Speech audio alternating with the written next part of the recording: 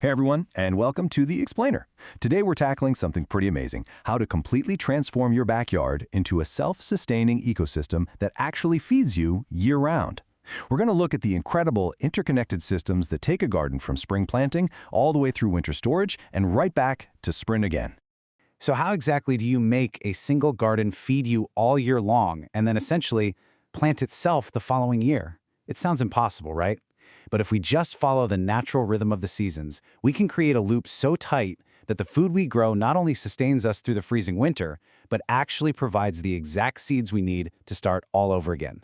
The secret sauce here is just a mix of plant biology, clever timing, and some really brilliant traditional techniques. Here's our roadmap for this cycle. We'll start with the Three Sisters garden, move into fall and winter harvests, talk about curing and storing those crops, dive into the science of pollination, and finally, finish up with the art of seed saving. Okay, starting off with Section 1, the Three Sisters garden. This is our ingenious beginning to spring and summer. Long before European settlement, Native American groups were growing three specific crops in this one elegant jumble: corn, pole beans, and winter squash. They work together in absolute biological and nutritional symbiosis. It's really cool. The corn stalks act as this natural living trellis for the vining beans. Then the beans, which are legumes, perform this quasi-magical feat called nitrogen fixation, literally pulling nitrogen out of the air and locking it into the soil to feed that hungry corn. Meanwhile, the squash grows low and wide, and its massive leaves shade the ground to block out weeds and lock in moisture. And the best part? When you eat them together, they provide all the amino acids of a complete protein. It is literally a masterpiece of companion planting. To actually build this miniature ecosystem, you do have to follow a very specific sequence, mainly to make sure the corn gets a head start. You'll start by building a circular mound of soil, maybe about 5 feet across. Now you absolutely must plant the corn first. If you don't, the beans are just going to completely overwhelm it. Once that corn is about 6 to 8 inches tall, then you sow your pole beans right near the stalks, and put your winter squash seeds out near the edge of the mound.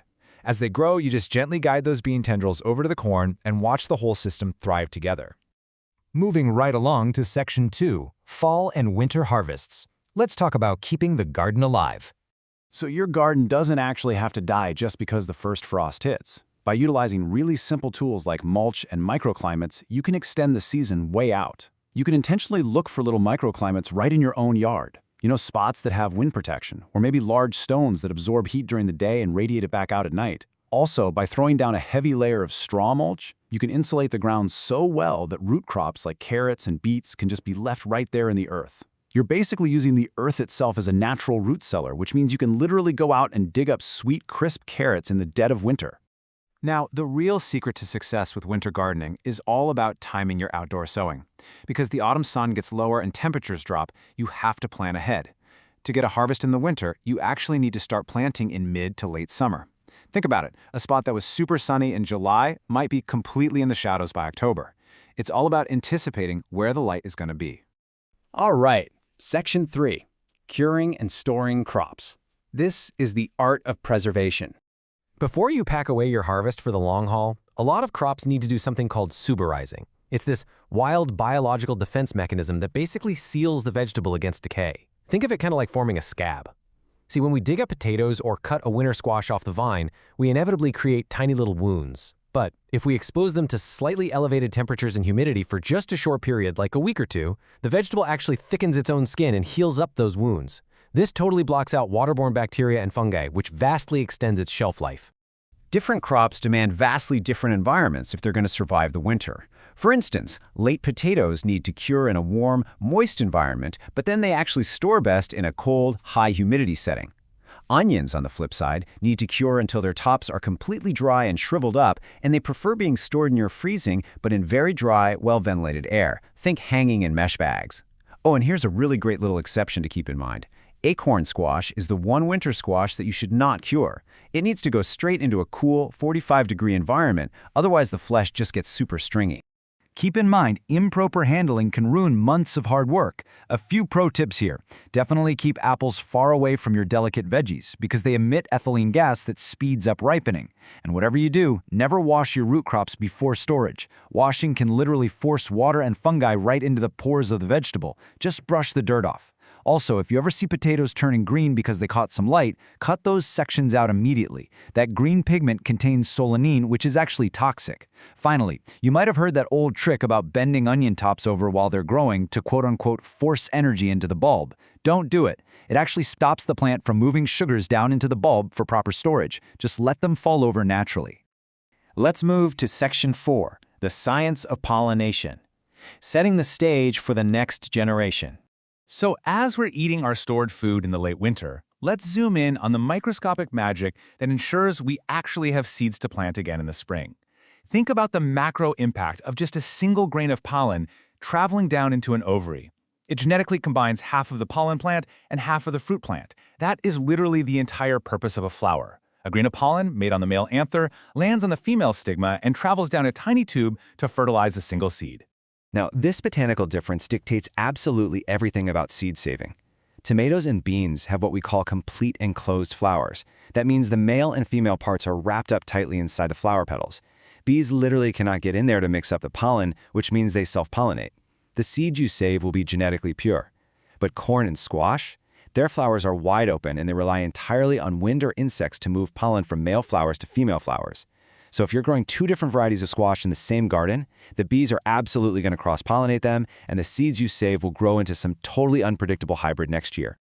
Which brings us to our final act, Section 5, the art of seed saving.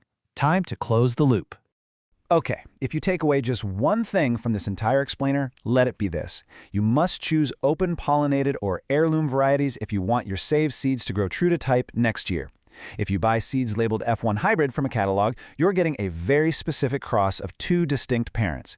If you try to save seeds from that hybrid plant, the offspring you get next year is going to be a chaotic, often totally inferior mixture of ancient genetic traits. You always want to look for the words open pollinated, right there on the seed packet.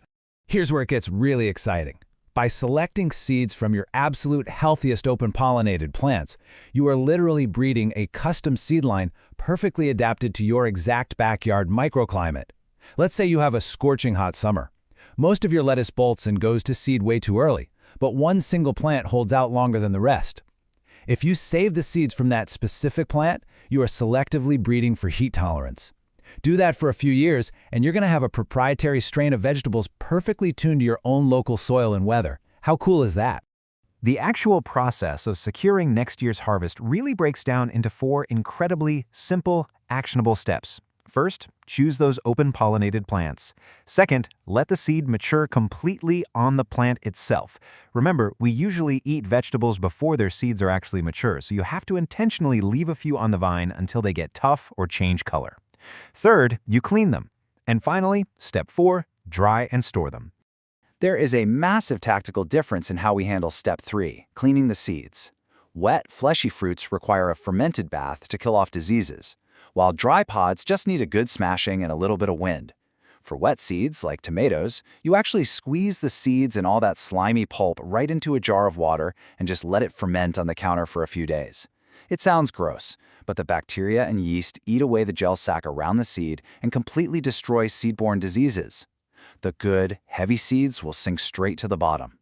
For dry seeds, like the beans from our Three Sisters garden, you just let the pod dry completely on the vine, smash it open, and use a screen or a fan to blow away the lightweight chaff, leaving just the heavy seeds behind. For that final step, storage, you want to guarantee those seeds wake up when spring returns. To ensure maximum germination, place your fully dried seeds in paper envelopes alongside equal amounts of silica gel for a couple of weeks to really pull out the moisture, and then move them into a cool, dry glass jar.